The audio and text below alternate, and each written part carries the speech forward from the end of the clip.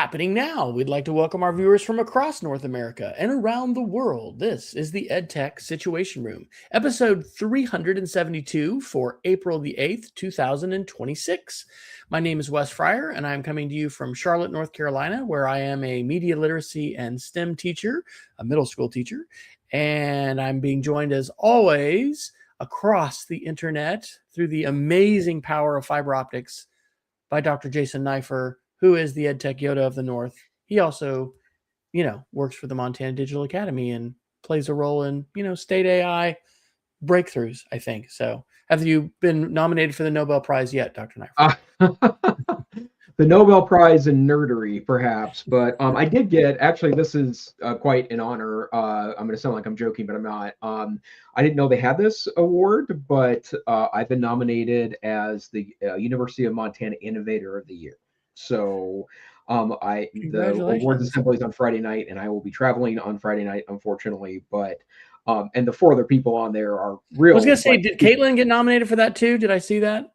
She won a staff award for being a trailblazer, and then didn't make the finals here, although she deserves it more than I do. But the other four on the list are, four really amazing folks at the University of Montana. So it's really an honor just to be on that list. So pretty exciting stuff. I think I mentioned that I won the teacher part of Montana for the Presidential AI Challenge. No, you did not mention that. This is for the White House Presidential Challenge? Yeah, so I entered because I thought it wouldn't look very good if Montana didn't have anyone else doing it, and I just don't know how much it got promoted in the state. As it turns out, two student groups also won, which is just great. But I won the teacher one for Montana, and then I competed last week at regionals, I guess. I think it was the West Regional, to determine if and it was like 20-minute presentation. It felt very much like a speech competition, Wes, but it was my AI expository speech. But I mean, I felt pretty good after it, but I also really like to speak, so it could be that my project is just. But when do they announce that?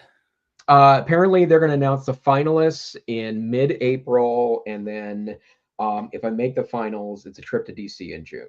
So. Yes, that is so cool. I almost threw my hat in the ring for that because you had mentioned that on the show in advance, and so and you also just wonder, how many people are applying. So congratulations, that is absolutely fantastic. Yeah, totally cool. So, well, so there's that, and then Friday though you won't be around for the Montana one, or at least for the award ceremony. I'm traveling, sadly, but I did send my good wishes to the ceremony and to let me know who won so that I could congratulate them for being innovative and awesome. So, okay, that's cool. So you'll find out about that one after Friday night. Yeah, I would assume so. Yeah.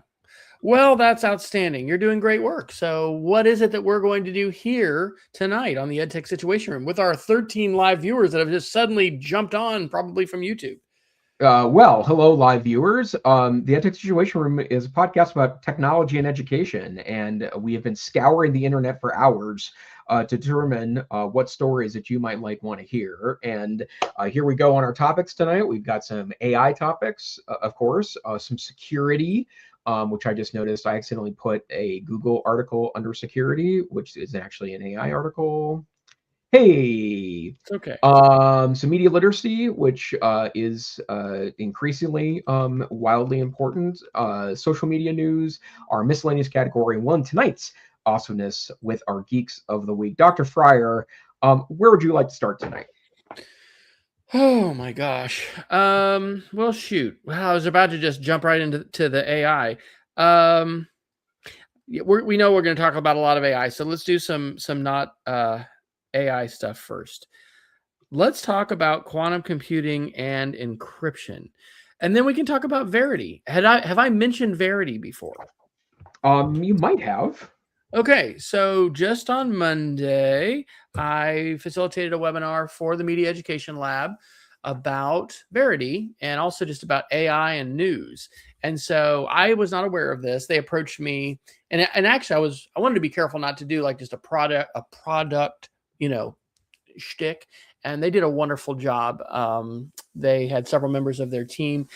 The article I dropped in is called "Studies." Well, shoot, let me share it because hey, we can share the screen. It's about quantum computing and encryption. So hopefully I haven't shared this in a while. Okay, I'm on Chrome, so it should work. There we go. Like AllSides and some other websites that are trying to portray a gamut of perspectives, Verity is an AI-powered but human-filtered website that comes out of MIT and a nonprofit that Max Tegmark helped start a number of years ago called Improve the News. So this article, poses the question, is quantum computing an imminent encryption crisis, or is the tech world already ahead of the threat? And this was published on April the 2nd. It was 6 days ago. So the way that the website works is it has a lot of sources here, but it puts them on a grid between left, center, and right, but then also whether they're what they call pro-establishment or establishment critical. And then in the top of the article, it's got points that basically the different news sources agree on. So in this case, it says Google set a 2029 target for trying to mitigate this threat. And if you're not familiar with this, we've talked about it before. Once quantum computing becomes a reality, then basically all the encryption that powers the modern web and e-commerce and banking and all of this is potentially broken and up for grabs for anybody. And there's a ton of stuff on the dark web which has been, quote, encrypted, but evidently people are holding on to because they think that, hey, once we have quantum computing, we're going to be able to read all this mail, or so to speak. So there's two preprint studies. One is from Google and one's from another Pasadena-based startup called Oratomic that suggests that quantum computers capable of breaking current encryption could arrive sooner than the 10-year minimum timeline. And then Google researchers estimate breaking the 256-bit elliptic curve cryptography used by Bitcoin and Ethereum could be achieved using less than what they call 1,200 logical qubits. And that's a 20-fold reduction, so basically faster. And so there's more, okay? So now, after this, you get into what's called the spin. And in some cases, it's going to be, here's what the left says, here's what the right says. In some cases, it'll also say this is a pro status quo, this is a critical status quo. This one just says narrative A and B. And so narrative A is saying, hey, this is going to arrive faster. We're not ready. We got to act now. This is going to cause all kinds of problems. And the narrative B says, hey, we're ready for it. The industry is moving with purpose, and this is not going to be that big of a deal. One of the interesting things too is prediction markets. I don't know that we've talked a ton about prediction markets. They've been in the news a bunch. And so you have this prediction market related essentially wager that people are making from Metaculus. And I did learn during the webinar that they have a sponsorship, I think, relationship with Metaculus. So it's interesting when these are popping up. And then you've got controversies that are related. And if there are individuals that are involved here, you can go ahead and click on them. So anyway, this is an important issue. We've talked about this a little bit before. I don't know that we've got consensus on a lot when it comes to AI, and we'll talk about the AI documentary that is out now that my wife and I are going to try to see this weekend. Quantum computing is one of these things too, like artificial general intelligence. People are saying it's going to happen, but nobody knows when, and so it's one of these things that could certainly threaten a lot. But Verity as a news source is a source that I am starting to use more. The thing that came out of our webinar, and I'll put the link to the webinar in if people want to check that out because it is archived, is like, what does the AI do? It's still kind of a black box. They revealed that they have, I think, 35 different people that are on their team that are vetting these news articles and making sure that they're ready to go. But anyway, the question of what does it do, I would love to see some attribution, and what happens when things are controversial and what do the humans do. That's the link to the Media Education Lab webinar from this last week. So any thoughts, Dr. Neiffer, about quantum computing, the risk they pose, or the Verity platform? Or maybe there's another news platform like this that you've also seen that you like, that is trying to sort of, reminds me of like Metacrawler or maybe Dogpile. I don't know. It's trying to get Taking it old multiple. school. Yeah, we're going old school. We're going Dogpile, man. I want to just, want to put that in the title of a podcast. Yeah, I'm just trying to remember the app that and I used to subscribe to it, but I just couldn't justify it enough. It was very similar to this news something that, but I'm not gonna remember what it was, but it was really good, and I did use it often, but I think it was like $4.99 or $10 or something a month, and when I was seeking more news, then it was worth it. But right now, I'm not seeking more news. But I do really like this concept. I think it's something you can share with students. And when I've heard criticism of sites like this, well, kids should be doing this themselves. Well, I agree. I think every kid should be digging deeply into every news issue and seeing all the sides and weighing them. But that's highly unrealistic. And also, I mean, kids take lazy ways out, right? Like maybe walk them through on how to gather multiple sources a couple of times through, but then giving them access to a tool like this, I really think is a pretty killer strategy. And so this is how we should be teaching things like source verification. And I really think that vibe coding and just, coding in general, but vibe coding can open up doors that wouldn't have been open before. I'm thinking, wouldn't it be cool to vibe code together with the class or use a tool that's been vibe coded that does let you peer under the hood, and basically then you can, decide what sources to include, what side, what to favor, what are the questions that you're asking. It's sort of like Venn diagrams, right? What's the overlay between these different articles? I really do think that AI provides an opportunity for us Yeah, to increase our expectations for what students can do both yeah, inside and outside the classroom. And so I was excited to learn about this tool. I want to continue exploring it, but it also, as a type of website, I think then if anybody, is in our chat, is seeing this after the fact, please comment on our Substack or whatever to let us know. Allsides.com is the other one that I've been, and then Ground News, I guess. Both of those are trying to do the same sort of thing, of lots of different sources. And it's important today, right? We live in a polarized time.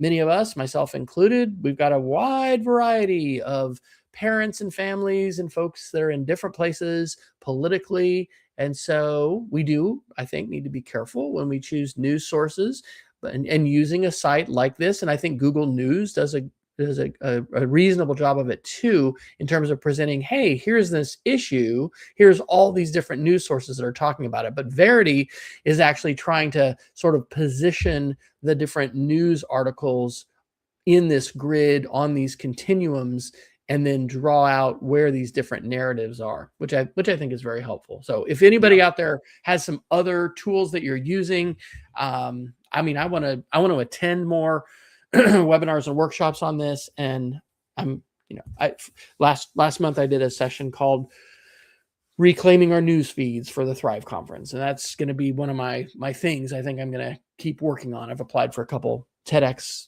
talks that haven't been accepted yet, but news feeds and fashioning our news feeds and figuring out how AI fits into all that, and what are we going to trust, and how do we look into what these AI tools are doing. It's all good stuff. And Dr. Neiffer, I know you've been playing with OpenClaw, and maybe that might end up being some of my OpenClaw experiments, in down the road, would be the agentic Yeah.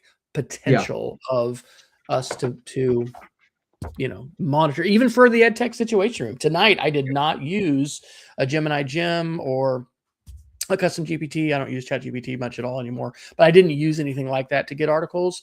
I was kind of old school, but it could be very useful to do that. Yeah, totally. A couple other quick thoughts about the quantum computing and the breaking of crypto. This is something I've actually read a little bit about in the last couple of weeks, just because I wanted to know how scary that was, right? Like what happens when that occurs. And the good news is, and I don't want to claim to be an expert by any stretch of the imagination, there are several solutions coming, right? The next generation of cryptography. And just like the current level succeeded much lower quality levels, there are new ones to come. And so I'm trying to remember some of the terms. It's things, I think it's as simple as like post quantum cryptography is one example of this that adds dimensions to it. There's a couple of physics based ones that treats the key like it's quantum mechanics, and to be frank, I couldn't even tell you what that means, but the idea is that it's really easy to change the key during an attack because of the way the key is set up using quantum mechanics. And right now there are apparently experiments in like super secure locations, think the CIA kind of place, or very, very, very secure computer situations where they are playing with these. So more coming soon. They just take more computing power. I have a friend who has taught cryptography, and I very quickly get to the end of my mathematical capabilities when it comes to these kinds of conversations.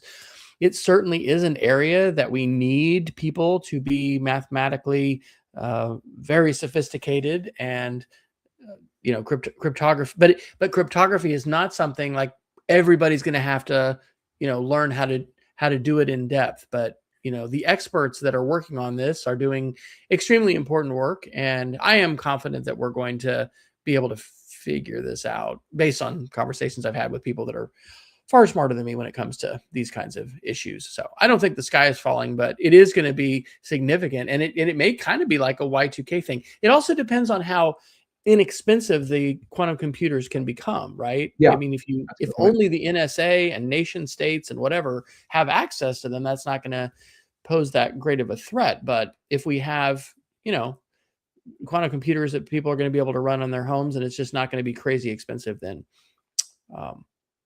anyway, I think that is the future that we're headed towards. But it's not happening tomorrow. But it is one of those things that is coming along with AGI and other really small things. Yeah, totally. Okay, what next? Let's see. I lost the. You want to do your Google article? Which one? Your Google article? Yes. Oh, let's talk about Gamma 4. Last week, Google announced the release of an open source model called Gemma 4. It is the fourth edition of their kind of major open source play. And the thing about Gemma 1 and Gemma 2 and Gemma 3 was that they were okay, right? They were open sourced. And in fact, more people were playing with Gemma before there was Gemini. Gemma was an early release by Google. And in fact, Gemini has blown them away as their commercial models. But Gemma is two things. It's completely open source, open weights. You can do whatever you want with it, and it also works really well on edge technology. And by edge technology, we mean low function technology. So your phone is a good example of this. And I've been playing with a couple of versions of Gemma over the last week. I have a Mac Mini 4 with quite a bit of RAM in it, and so I have the ability to run most models on my computer. But I was super excited. I downloaded the most powerful open source version available using LN Studio, and as it turns out, I can run that model for free, the full downloadable version of that model for free. And it's a little slower than Gemini ChatGPT, but not by much. And the quality is simply amazing. And so, again, I get why most people defer to, the commercial models are the easiest to get to. But we have models now that you should be paying next to nothing for the compute. Or if you have a relatively modern Mac, you can just run it on your own computer. Is Locally AI the one that you told me about for running it on your phone, or was that something else? That sounds right. Yeah, that's one of the phone-based ones. Okay, because I did download that and Yep. had So did I. played with that. And, there's a whole lot of issues with all this. Energy is something that folks are understandably talking about and concerned about, when you're being able to run that on a local model. Also, I think there's some interesting implications for schools, right? Our school continues to license Flint AI. I don't know if we'll continue to do that in the future, but when you have something running locally and it's locally controlled, that's different than some third-party company and all the different security and privacy and different things that can enter in. I mean, those things are still important, but I don't know. Jeff Udek, I think, is doing some stuff with this, He perhaps on is, his yeah. consulting He's side. selling a server. Yep, selling a Mhm. server that has local models on it. I mean, I do think that there's a lot of possibilities here, but and this is changing, right? Especially with what's available. In fact, I'm just now downloading a Gamma 4, and I should say, um, uh, for the nerdles among you, there's different quantizations of these models, right? And so they can get them much smaller than the actual model. You just lose some quality with the smaller model. It runs faster, and on something like my phone, but that's what I'm downloading right now on locally is Gamma 4. It's the E2B model, which is intended for devices, right, or smaller devices like a phone. I'm running the full deal Gamma 4 on my home Mac Mini because it's got a lot of RAM in it, and and I'm using that through LM Studio, and it's as fast, as any old chatty model. And I have to say that the quality is pretty darn good. I would liken it to somewhere around a little more advanced than GPT-4. And GPT-4 was the model that lasted almost a year and a half, being the best model in the world. So the fact that the free open source version of this can do some of that output, that's pretty interesting and impressive stuff.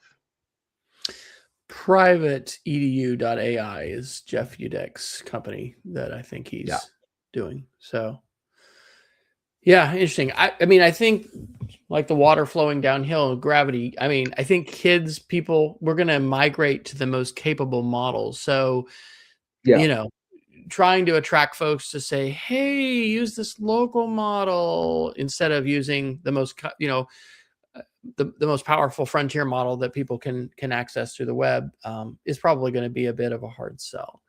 But yeah. Couldn't I agree more. will say that, and we've said this before on the show, it's so interesting how China has been pursuing more the open side of open weights and open models and things like that, whereas United States companies have been the proprietary ones. So I know what is it with Llama, and that's one. It isn't Facebook Meta releasing that. Is Yeah, Llama llamas. the Yeah, open? llamas are. Yeah, it really. Llama 4 was pretty disappointing. You may remember from the original release, they kind of juiced the stats a little bit to get Yeah, higher on LM Arena, and that kind of killed their momentum. But I yeah, know of a lot of projects. I don't know about any commercial tools, but I know a lot of projects that still use a Llama 3 variant with a lot of success. And if you get into kind of home lab hosting LLMs, I mean, it is a nerdy rabbit hole for sure. But you'll find that a lot of the recommended models are offshoots of those Llama 3.3 models from Meta, and that's like a year and a half old. yeah. Well, it does seem odd not to mention the fact that we have another war going on, and there's yesterday was just was really crazy. I have an article that I put under media literacy, which I think is from Psychology Today, which is not a source we might have ever quoted before. And I'll talk about a little bit more of this in my Geek of the Week and what the Media Education Lab session is for next month. But this is an article from April 1st, and it's called "We're Being Played Through Propaganda, Memes, and War. Meme-driven narratives use cultural cues to trigger emotion and sell war." And this is not something that I am directly teaching to my middle schoolers. I really debated this because memes are a huge part of social media. They're a huge part of internet culture. And what has been somewhat more, not somewhat, just like it's been fringe, is now so mainstream. And if you're not familiar with not only the memes coming out of the United States Department of Defense, when I call them the Department of War, but also out of Iran, um, it's really just wild. And this talks about the psychology of nostalgia, the way in which a well-constructed meme triggers emotion, taps into feelings that we have. It attempts to truncate information, provoking a response. Humor lowers defenses, suspends critical analysis, enhances cultural bonding, and it argues that we're in the age of mimetic warfare. And so, again, you might not be aware of this, but there's been this like war of memes between the White House and the United States and between Iran, and apparently collusion with Russian actors. And, we're talking SpongeBob, Captain America, Legos, the glorifying Yeah. of real missile strike violence juxtaposed with all kinds of Hollywood movie clips and stuff like that. And so it talks about how memes work in the brain, that young men are particularly the target, and that this is really, shaping reality. And so I think this is an important topic. It's a media literacy topic. It's something that's just, I don't know. This is, depending on the parts of the internet that you hang out with, this has become very pervasive for many people. And I think propaganda has been around forever. That's not anything new. But the use of memes in this way is a real challenge. And so anyway, I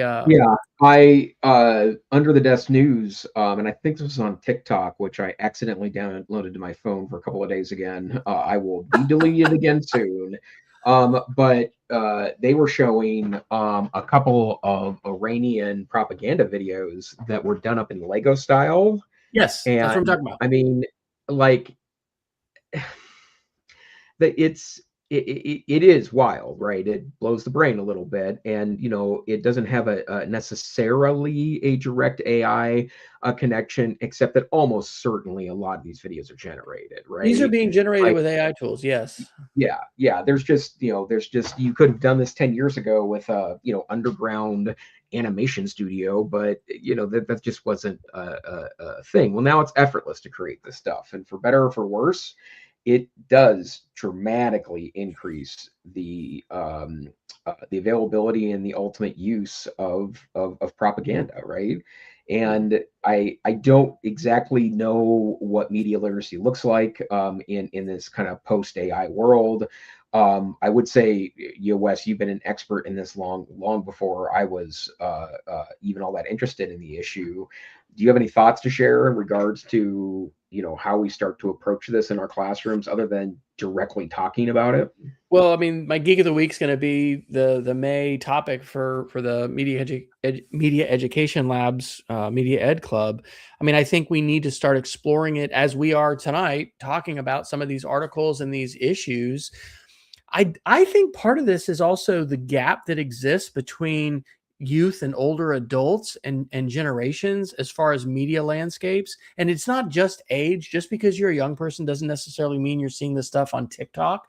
But I mean, it is such a different world today with respect to screens and media. I don't know what your family was like, Jason, but my parents would never. I mean, I was born in 1970 and grew up in the 70s and 80s at home. I mean, they would never have allowed me to have a phone, or sorry, well, yeah, to have a phone in my room. But I was going to say a TV.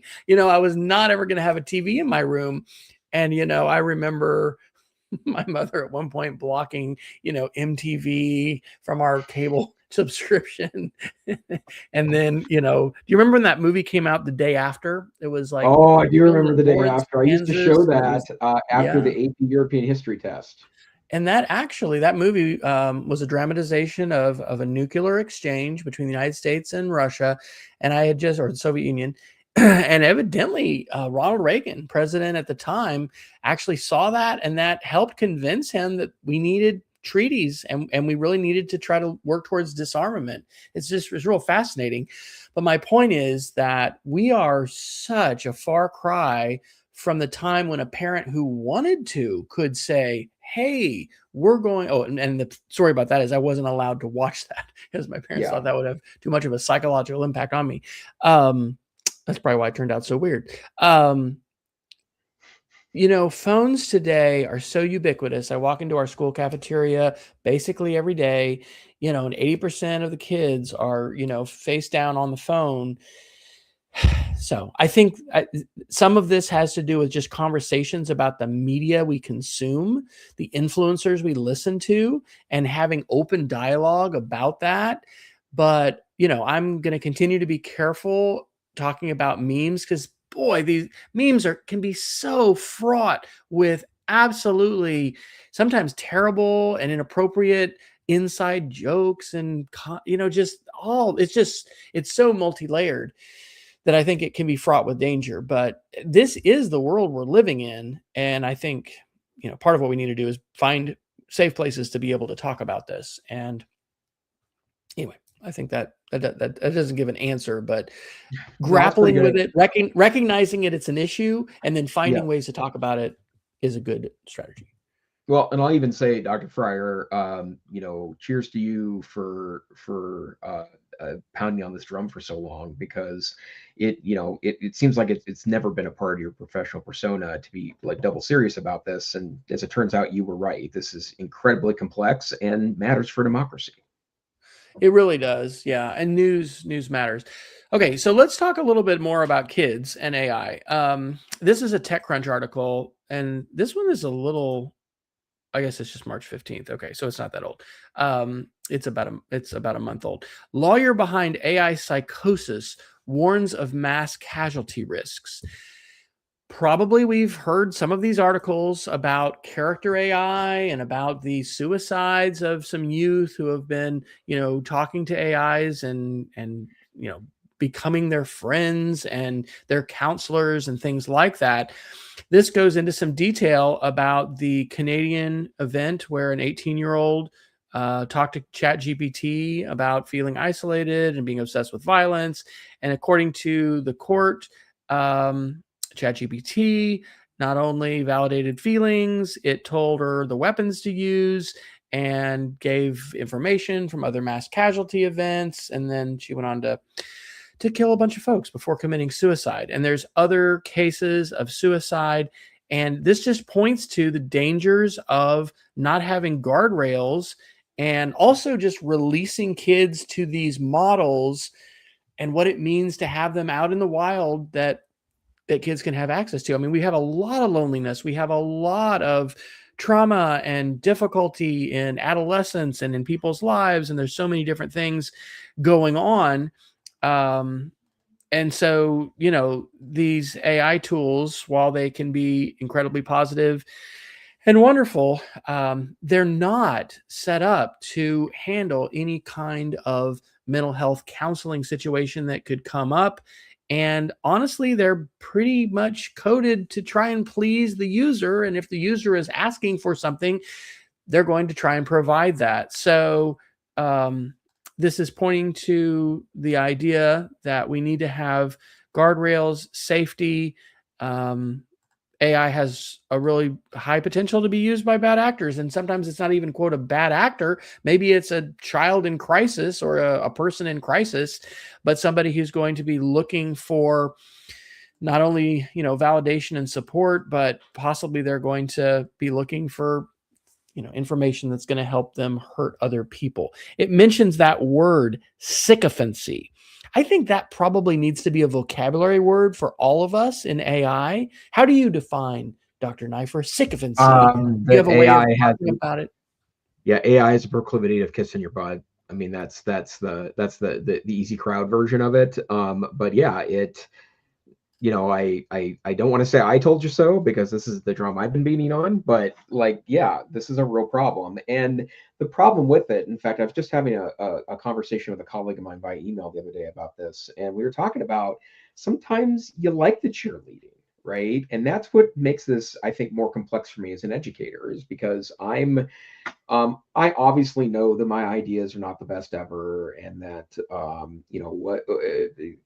I get it, right? Like I think I've got a firm grasp on reality, but I also very much enjoy the back and forth with some of these AI models when I'm working Oh, on something yeah. thoughtful or creative, Yes. or it's out of my depth and I start to get to understand it, right? And it's there to reward me, and that feels like something that could be incredibly useful in education, but we just don't know enough about it yet, right? And I think we need to be very careful to introduce something that we don't understand freely and without criticism in the learning environment.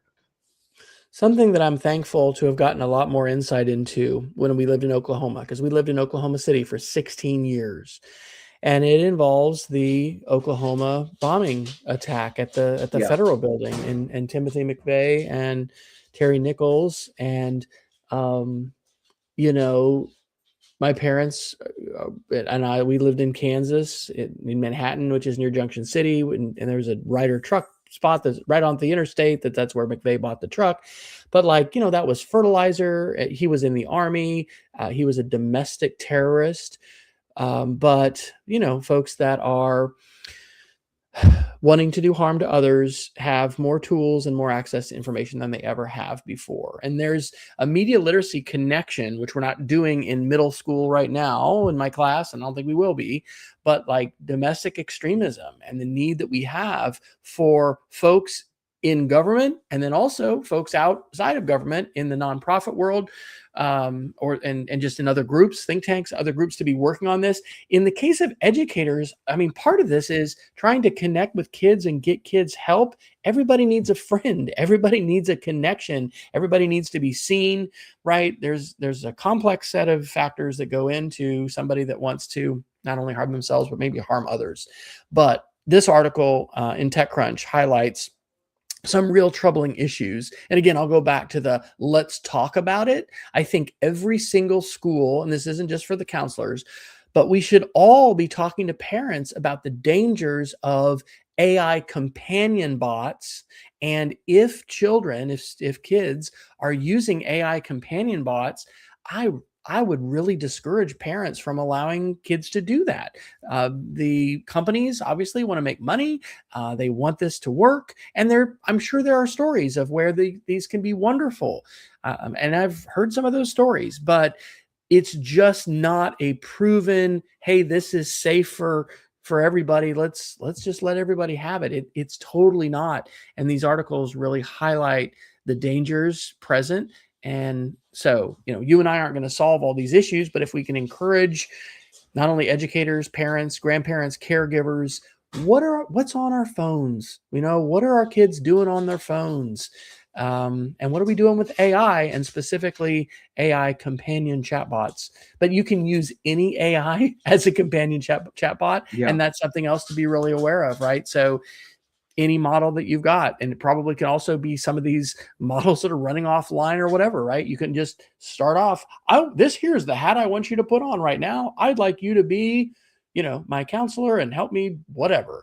So it's not like it's only going to be those companion apps, but those companion apps are being trained, to specifically do certain things. And those can be a flag to have a conversation, but I don't think anybody should feel like, oh, well, all they're using is, the pro version of Gemini. Well, that's one of the most powerful frontier models, and it can do just about anything that probably those other apps and things like that can do. Yeah, and to be clear, like our earlier conversation, like 18 months ago's frontier models are beat by free and open source models that you can run on your computer today. It's not universal, and sometimes it's very slow or impossible. But if you go out and buy a $1,200 MacBook Air, you're going to have a more powerful enough computer to run pretty good models at home. And those can do the same stuff, right? Like, in fact, in a lot of ways, they're much less restricted than their commercial counterparts online. So yeah, it's never been a better time to openly talk about, the utility and the danger of technological tools. Let's talk about the AI documentary. Have you been seeing much about this? It was here, and some of our team at work went to see it, said it was really good, but I'm excited to see if I can find a copy of it somewhere. Yeah, so here's an article from PBS KQED, headlined "The AI Doc is probably the scariest movie you'll see all year." It says that, interestingly, Elon Musk backed out at the last minute, and Mark Zuckerberg declined to participate. But Google DeepMind CEO Denis Hassabis, Anthropic CEO Dario Amodei, OpenAI CEO Sam Altman, they're all in it. 3 of the 5 kind of most important sort of AI CEOs. And I guess it's good in that it doesn't let those, and I haven't seen it yet. My spouse and I are going to try to see it this weekend, but it's trying to tackle this question, which it doesn't answer definitively because nobody can. How concerned should we be about the potential for AI to do bad things and maybe end humanity? I mean, that is on the table. People will throw around, well, just 10% or whatever. But evidently, this documentary does a really good job laying out these issues, not just having the tech CEOs, dominate the whole conversation. And the Tristan Harris, who's from the Center for Humane Technology, he's the one that helped bring us The Social Dilemma, which many of us remember during COVID, was a really poignant and powerful documentary pointing to the harms of social media and the need for limits. And I think some of what we see Australia doing with their nationwide cell phone ban in school, right? And then other kinds of pushes to limit screen time and phones are attributable to some of this kind of documentary work. So I think I mentioned last week or last show that I saw an interview. Actually, I've seen a couple interviews with Bernie Sanders. He did one with was with Claude, but then I watched one with, I think it was Hank Green. Yep. That just did it talking about AI. In fact, I need to put that one in because it's an excellent interview. And the big point that Bernie makes in that is, hey, we can disagree about a lot of things, but letting any five people be the ones that basically decide something as important as, are we going to regulate AI? Yes or no? How are we going to do it? And then specifically these five guys who, I mean, I really like Dennis Hassabis, and, I don't put them, I have different feelings about all of them, but they are CEOs of large corporations, and they have a really, strong interest to be profitable, and that's understandable. But it doesn't mean that we should just, cede all of the decision making over to these folks when it comes to AI regulation. So I'm hopeful that documentaries like this will lead to constructive regulation, and that was one of the big points that Hank Green was bringing out in the Bernie Sanders interview. Was talking about some reasonable regulation, and then the whole idea of like limiting data centers and how fast this build out's happening. So, by the way, I did ask AI what the symptoms of AI psychosis are, and then as we talked about that earlier, and then I asked it to diagnose me whether or not I had AI psychosis. I did it on ChatGPT, Gemini, and also on Claude, and the answers are pretty interesting. I have a builder mindset, so I'm not engaged in AI psychosis, but I can give you a read on something more useful, a grounded read on your patterns based on how you show up here. I'm not going to read the whole thing, but I'm a mindset builder, a pattern seeker, but very disciplined. Strategic ambition with detachment, healthy skepticism towards AI, which matters a lot. Where you do live on the edge in the good way is cognitive intensity and tool immersion. You go deep into agents, MCP, councils, frameworks, PMK systems, rapid experimentation across platforms. That can sometimes lead to overcomplex systems, mental overload, chasing elegant architectures that may or may not pay off. But that's not pathology. It's a builder's tax. But it does not see any... Go ahead. This is also why I think it's valuable to really invest in a particular model. I am so invested now in Claude. Yeah. Maybe I'll do the same thing. I'll ask Claude to psychoanalyze me, because the quality of responses that it's giving, and I'm convinced that much of this has to do with the memory that it has. Like, how much time are we spending sharing our minds with this AI? And it's just getting better and better at remembering stuff and being able to analyze us. I mean, this is where, if there's not guardrails and its interests diverge from our interests, both personally and as a member of humanity, it's a scary thing. But are you more Claude focused now, or where are you spending most of your time? I probably am. I mean, I'm continuing with ChatGPT for now, but I spend more of my time on Claude. The problem with Claude, of course, is that I run out of usage really easily, usually once a day. So that's my biggest problem there. And I could probably, actually, what I could easily do is get get rid of ChatGPT and stick with Gemini plus Claude and have more than enough, and then all That's that what I'm little doing. Yeah. experimentations. Because I think they're similar enough. Although new models coming soon from Anthropic. Have you all at the Frontier Learning Lab, maybe you already have this, started to put together like canned prompts that you all use and that you recommend to others? Yep, yeah, it's on our Substack. There's a link there that's called the Base Camp, which is kind of our page. It's actually hosted on a Canvas page, but let me see. I'm going to Is it on see the if I about have a page? short link. I've seen the post about Basecamp, but I'll admit that I did not dive into it. So yeah, there it is. Oh Your my AI God, I starting point remember for the short link. 2026. The Here's the short Basecamp. link. Okay.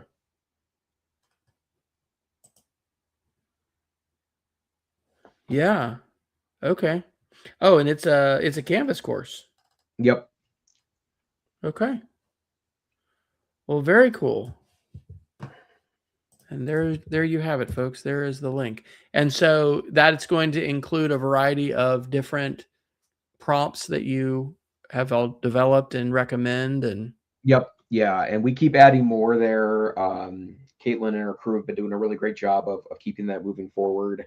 Um, and then, as my brain sometimes works, I usually get 80% of something done, and then fail to finish it. So I'm trying to finish up a bunch right now, to get those put out as well. But I know part of me would love it if there was a better way to share prompts. The closest that we have right now is that we do subscribe to Text Expander at work.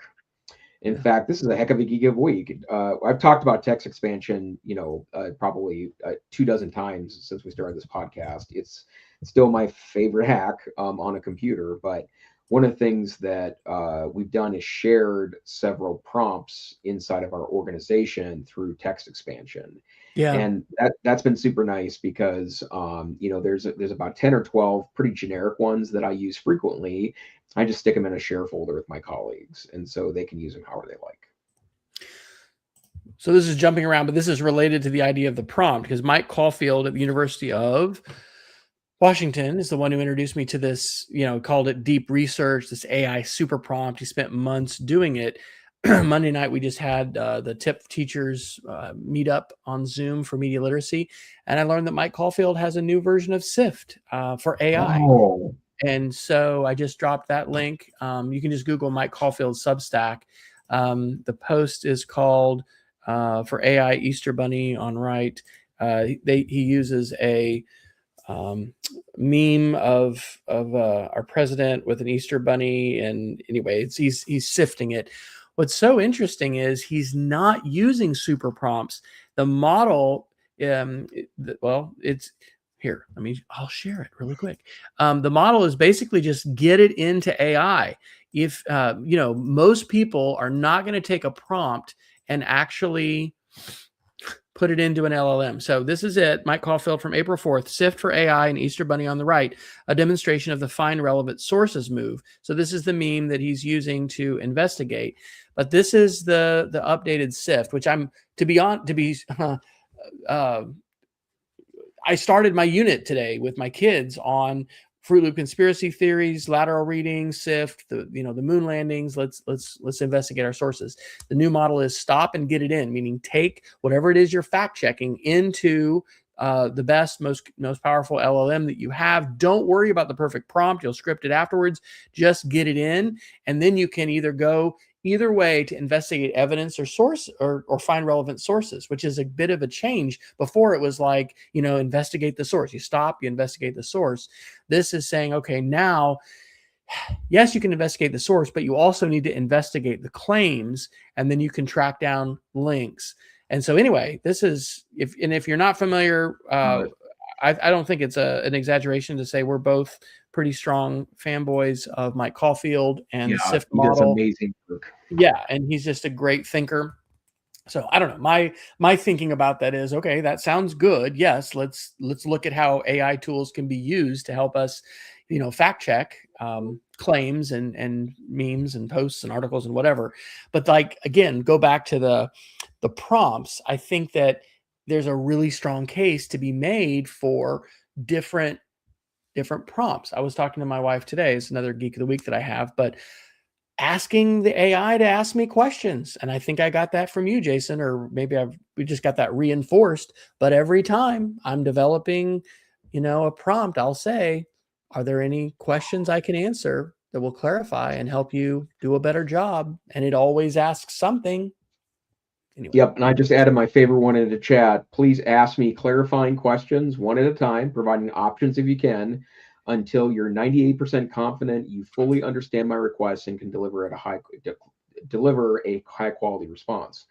And I love this. It's always super effective. I add it 2/3 of the time I'm talking with an AI, and it really does make a difference, right? And that notion of having it interview you is and I'm honestly surprised that more people that are looking for general knowledge or for it to create something don't utilize that. But I also read a lot of articles from people that say that they think that the answers are always terrible.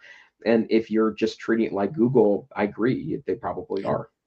Yeah, you can't just treat it like a vending machine. Nope. And again, the more time you spend with it, I think that has an impact on the quality of results. All right.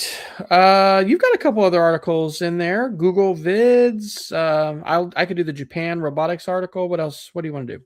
Yeah, let me just a couple of these I can do really quickly. Google Vids is now free, even for free accounts. That's the one where you can generate like 8-second videos that are usually pretty good.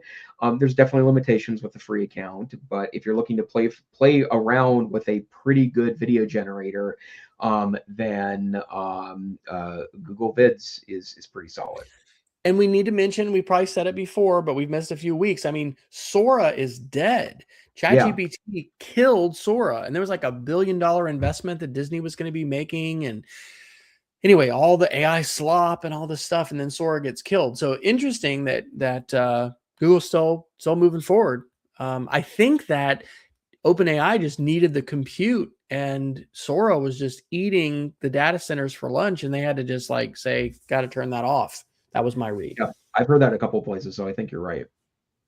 Have you played with Google Vids? Yeah, it's cool. It's cool for making slideshows and doing that sort of thing. So Do you use it to create a short animation that you're then going to put in a slideshow, or how would you see using it? Or you could create AI slop, but other than AI slop creation,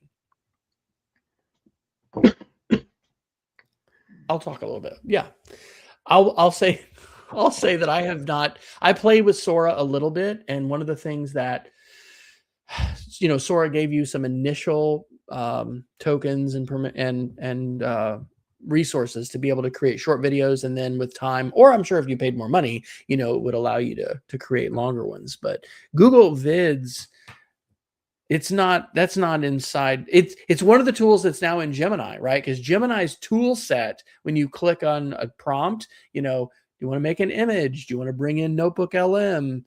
I think do you want to make music? I haven't played with that yet. Oh, I have played with music, and it's stupid and delightful. So 3 or 4 weeks ago, Mike and I did our typical NCCE presentation, which is 30 which and 50. Which is like 30 tools in 30 minutes or something. Yeah. And admittedly, it is performance art. That's what we describe it as. And every people are like, I get the best stuff from your guys' presentation. But I need to come see you at NCCE next year. Yeah, I need to just make that my priority. It's a fun couple of days of nerdery. So, but what Vids does is that it is like it'll create a video for you, but not just that generation. Oh, I was gonna tell you what Google songs are all about. You can generate 30-second songs by prompt.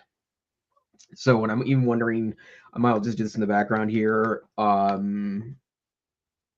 Hardest part here is going to be figure out how to broadcast this, but I'm going to generate music and old-fashioned intro or radio show intro to the Wes and Jason show. So here's, as Jason's doing that, this is the tool set now in Gemini. Tools: create image, canvas, deep research, create video, and there it is, new, create music. And then there's guided learning, which I haven't played with. So you're creating music. All right, let's hear the masterpiece. Yeah, let's see here. Let's see if I can share. Nope, I don't want to add a file. I want to share a screen. And I actually want to share a window because I can share audio too. Does it have that button like Zoom? Yep. This is exciting audio, folks. We are about to amaze you with the most exciting 30-second clip of music that you've heard tonight. There were some AI music companies that were taken offline, I think. Yeah, I think so too. I haven't really kept up with that. One of them. Go ahead. Yeah, one of them. I think made a big deal with the record industry, and so people could still use it, but they don't own anything they create, which actually seems kind of sort of reasonable. But actually, the Supreme Court, to jump around, the Supreme Court ruled on this with AI creations, right? Didn't the Supreme Court rule that you cannot copyright AI created stuff? Okay, are you ready, Wes? I'm ready to hear it. This is probably going to be really dorky, but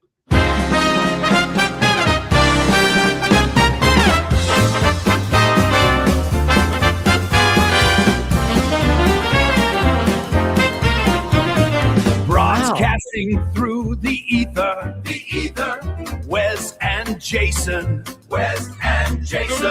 tune in, stay right where you are, the airwaves are alive, the Wes and Jason show, Wes and Jason. Okay, I think maybe you need to send this to me. StreamYard has the opportunity to have your intro reel. So maybe coming to a podcast near you soon, ladies and gentlemen. Yeah, that was so terrible that it was great. So okay, yeah. All right, well, here's the answer to the copyright question. So yes, Gemini reports, and my memories are correct. March 2nd, the U.S. Supreme Court declined to hear the case of Thaler versus Perlmutter, leaving lower court rulings in place that require a human author to have copyright protection. So that lovely jingle, that lovely ditty that you just heard, Jason was going to rush off tonight to try to get the copyright, and sadly, in the United States, he will not be able to do it. So, sorry. Holy cow, Jason! It's almost the top of the hour.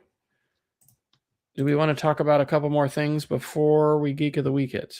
Let me see here what can't wait for a week or two. Oh, I do want to mention quickly, there's apparently a new model that Claude has created called Mythos, which is the kind of their next amazing model. Opus, which is their current best model, is widely considered the best model in many use cases. It's also quite expensive to run. So Mythos, I'm assuming, will be a step both in function and in price. But it was so effective that apparently it found thousands of zero-day vulnerabilities in software when they did a test on it. So they decided to give it to security researchers first. So the model exists, but it found very quickly so many software vulnerabilities, they felt like they couldn't ethically release it before security researchers have had a chance to tell the companies to patch the issues. Which is both exciting and scary, right? Yep. Because these models, one of the concerns about vibe coding is, oh my gosh, these people who know nothing about security or very little, are going to be releasing software that's going to put all these, all this data in jeopardy. Well, if the AI models are good enough at checking for security vulnerabilities, then perhaps that's not going to happen. So that is fascinating. And that's Project Glasswing? Yes, that's Project Glasswing, and apparently the project involves a lot of other manufacturers too, and they're all kind of work together to get rid of issues. But I will say I've probably seen a dozen articles in the last 2 years where they found an exploit in a 1982 video game on the Commodore 64, or all sorts of pretty wild stuff. Yeah. I'll do one more quickly, and then we can geek of the week. This is TechCrunch from April 5th. In Japan, the robot isn't coming for your job; it's filling the one nobody wants. And, Japan's demographics are a very aging population. This article explains how Japan's Ministry of Economy, Trade, and Industry is really working to position itself as the dominant physical AI player, capturing 30% of the global market share by 2040. The labor shortages that they have are driving some of this, cultural acceptance of robotics. And again, their demographics. So their population continues to decline. Those of working age are just under 60%, and it's going to continue to shrink over the next 20 years. So they have a wide variety of needs that they have to care for their aging population, and robots are already playing a role. And, according to this article, at least, it's not just going to take people's jobs. It's going to do jobs that there may not be people there to do. So Yeah. pretty fascinating. And that surprises me not at all. When I was in Japan, I saw a lot of cleaning robots. It just wasn't that unusual at all, actually, to see various mechanical ways that those types of jobs are being completed. So pretty interesting stuff. Okay. All right. Well, there's more, but we are at the top of the hour. So do you have a Geek of the Week tonight, sir? I do. I just want to share a little something that I was surprised existed, but I'm glad it does. Microsoft has been releasing their own models the last 5 weeks or so, and I got to say, they're not too bad. There's 3 of them now. There's an audio transcription model, and I think these are open sourced, if I remember correctly. There's an audio transcription model, there's a text-to-speech model, and then there's also an image generation model. And I've only tested, for 5-6 minutes, the image generation model. They call it May I Image 2, but it's pretty good. So it's nice to see Microsoft doing their own work here, and I don't think that their relationship with OpenAI is likely a long-term relationship. They've been doing a lot with Claude code inside of Microsoft. So I think that's a partnership. And then it's nice to see they're developing their own models as well. Cool. I've got 2, actually, this would be worth showing. 2 Geeks of the Week I'll try to do quickly. This first one's a blog post. I'm now writing my media literacy blog posts on both Substack and my regular blog. So this is called Sketchnote to AI Infographic. I started my unit on the moon landing hoax and lateral reading and all that stuff. And we watched Mike Caulfield give a little introduction, talk about the Stanford experiment, why lateral reading is so needed. And then this lovely 10-year-old CBS Sunday Morning puppeteer video talking about pulling strings and making this metaphor that, hey, with information, sometimes people try to pull our strings. So I sketchnoted on the board. This was the picture of the whiteboard in my classroom today. And then I asked Claude to create the image prompt that I would give to Gemini. And look at this. This is the AI infographic, which with Claude's help, Gemini created for me using Nano Banana. And this is awesome. I can't wait to share this with my students. And I'm actually Flint AI is the main AI tool that our students use. But they also have access to Canva and Canva AI, and then they also have access to Gemini. So it's going to be really interesting to see when they put their own sketch notes in. I also gave it more context. I gave it my lesson. And again, I've been spending time with Claude, so it knows I work with SIFT a lot. So I don't know how much of that memory played into this, but I am just, I'm over the moon. It was really, really cool. And then the last one is, I just put this up last night. First Monday of the month, I host a webinar for the Media Education Lab. This one is called Memes, Warfare, and Propaganda. And this is going to take a look at a variety of different articles. The Psychology Today one we talked about early is here, but then there's others. Iran strikes and the meme war, great podcasts. Angry Planet, one of my favorite podcasts. So lots of good stuff. And that is part of an answer to the question, Dr. Neiffer, what do we do with all this meme warfare and these things going on. Let's find ways to talk about it and become more aware of what's happening, and then maybe together we can find ways to address it. So where can folks find you when you are not here on Wednesday night, sharing your knowledge with us from what appears to be the Apple campus in Cupertino? Yeah, I never leave. Great cafeteria. You can find me probably best is on LinkedIn. How about you, sir? I am at wesfryer.com. My favorite spaces to share now are Mastodon and Blue Sky, but I'm sharing a lot of other places. This has been the EdTech Situation Room. We're excited that several of you joined us live, and hopefully, if it follows suit, we'll have lots and lots of folks checking it out after the fact. So please visit us at edtechsr.com, edtechsr.com/links, where you can get all of the show notes. But we are publishing to Substack, and you can just Google EdTechSR. Find us there. Please let us know if you're listening to the show, anything that you find particularly valuable, and join us live if you can. We're not here every week. We're sort of a fortnightly podcast, but every week we can. We're here on Wednesday night, and we encourage you to stay savvy, stay safe, keep playing with AI, and keep sharing your lessons learned, because, that's how I pretend to know a lot of stuff. I get to hang out with Jason and hear what he says on Wednesday nights. So good stuff. Take care, everybody.